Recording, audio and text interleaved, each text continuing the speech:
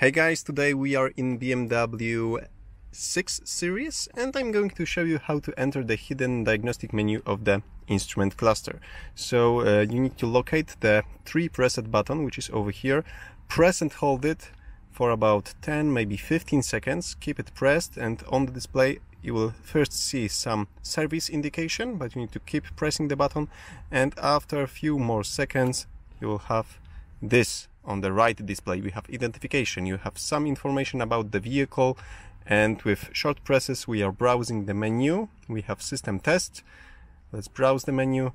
We have the Dyno mode, so we can disable some traction control safety features, as well as driver assist systems like the radar and line assist if you are going on a dyno.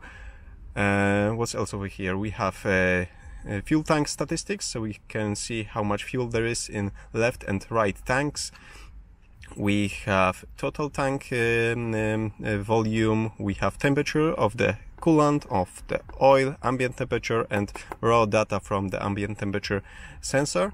We have some board computer statistics over here.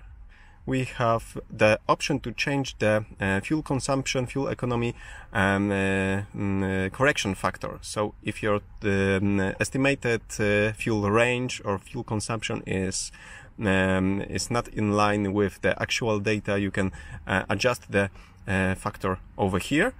And that's pretty much it. So let's perform the system test. Right now, when we are on this screen, we need to press and hold the button, and we can see the system test. We have all indicators on, we have all the color modes, and we can pretty much check if the instrument cluster is working correctly. And to exit this menu, all you need to do is turn the ignition off, and next time you turn the ignition on, you are in normal operation mode. So that's pretty much it. Thank you for watching. Give me a thumbs up if you liked this simple tutorial, and subscribe for future ones. See you soon.